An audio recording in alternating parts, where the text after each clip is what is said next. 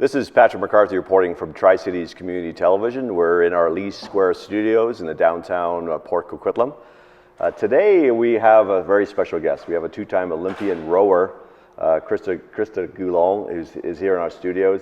And she's going to talk a little bit about one of her associations that she's running, and a little bit about sport in general, professional sport in general for women. So Krista, thank you very much, and welcome to the studio.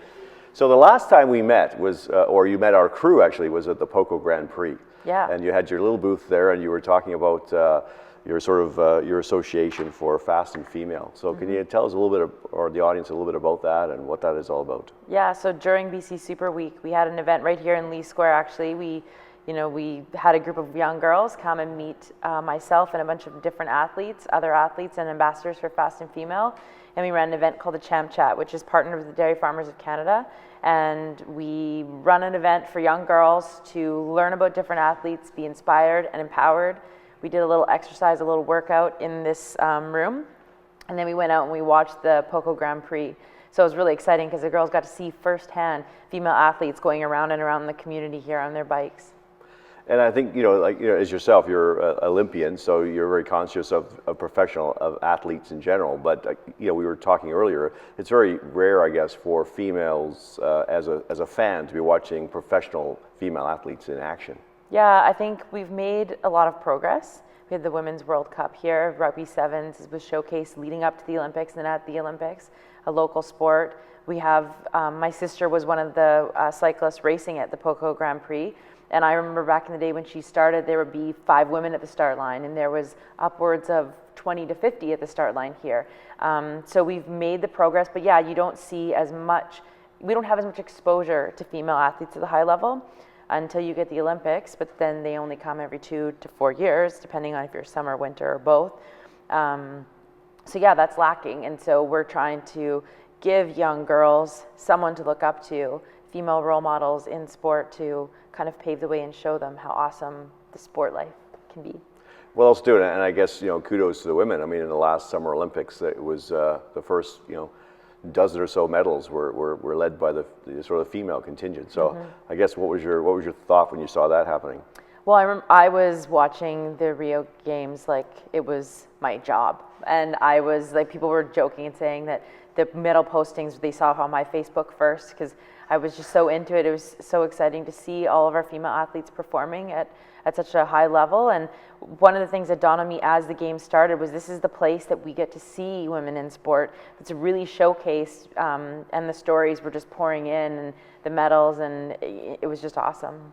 Yeah, and then I guess, so fast and female, back to that. What is your goal of that group, and what are you hoping to achieve with sort of female athletes or young athletes out there? Yeah, so Fast and Female was started in 2005 by gold medalist Chandra Crawford, and that was in Alberta. So with the partnership of Dairy Farmers of Canada, having the Champ Chats run across our country, we're kind of giving more young girls the opportunity to come to these events. And the goal is basically just to have fun and to share sport and in a safe place. Yeah, we always say spread the love and dominate the world.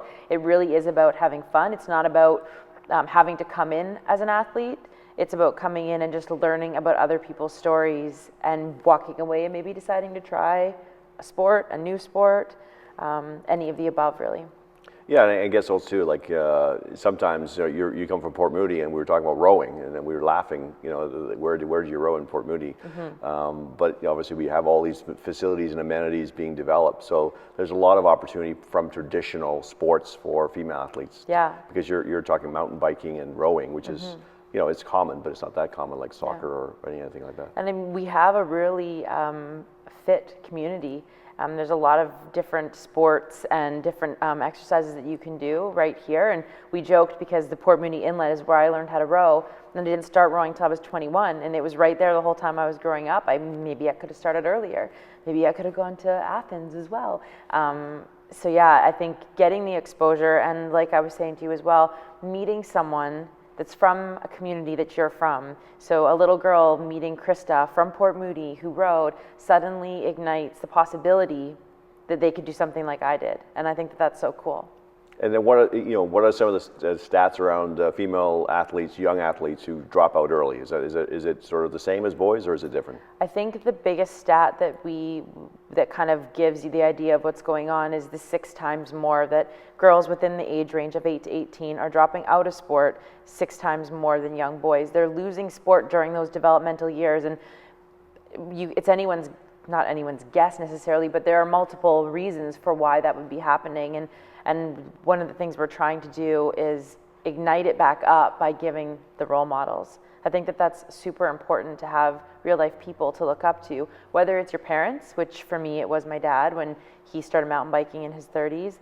And I know there are a lot of fit moms that bring their daughters to these events, or athletes that are on TV. Wherever you get it from, we just want to give more options. And you're not just talking being competitive, you're talking also life balance and having fun. Is that the message as well? Yeah, I think sport for me taught me so much more. My sport in particular, going backwards, cranking on an oar, that's not the only thing I learned. I learned about being accountable to your teammates, to showing up when you say you're going to show up. It empowered me. Women and young girls have different challenges than young boys in terms of body image issues. And for me, sport was a place that I felt the most empowered and the most confident in who I was.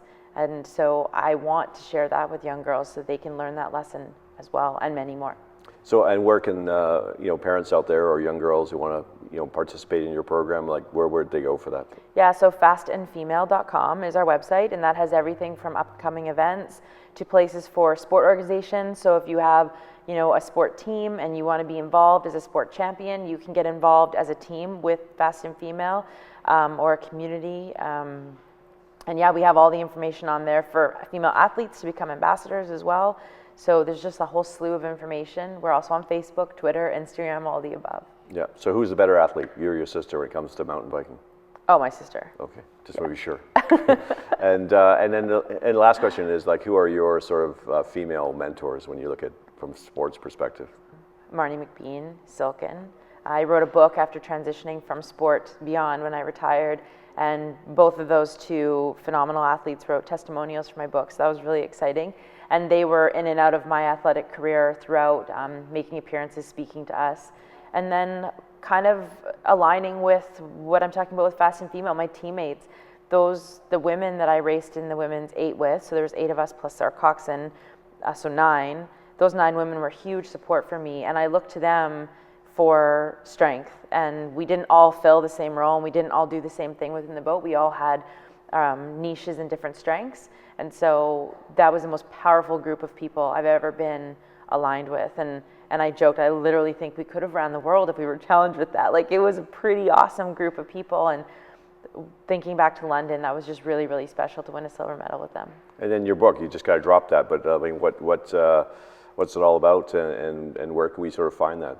Obviously Amazon, but what is the book really, what inspired you to write the book? Yeah, so the title is Beyond the Finish Line, What Happens When the Endorphins Fade. And what I wanted to do was just have a discussion, start a discussion, continue a discussion about what happens to athletes when they leave their sport behind.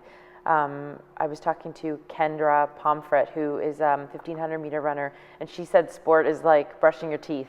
For her, you do it in the morning, you do it at night. And so if that was to drop away and not be on the table anymore, how would that feel? And like not brushing your teeth. And for me, I knew going into my retirement from sport that it was going to be challenging for my identity and my emotional state. And so I decided to write about it and share it with other people so that they could relate. And it has continued to be kind of enlightening to see how it actually is so relatable to other people as well in all different forms of transition, whether it's retiring from a long career, changing relationships, changing jobs, where you live. These are all transitions we can all relate to the discomfort of. So I just wanted to kind of share that. Well, thank you very much for coming to the studio. It's fantastic. So it's Krista Guloien. She's not only an Olympic champion, she's also an author, and runs a group called Fast and Female. If you want to know more about Fast and Female, check out Krista's association at the following link. Thank you very much. What are we drawing here, guys? To cheer on all the racers, right?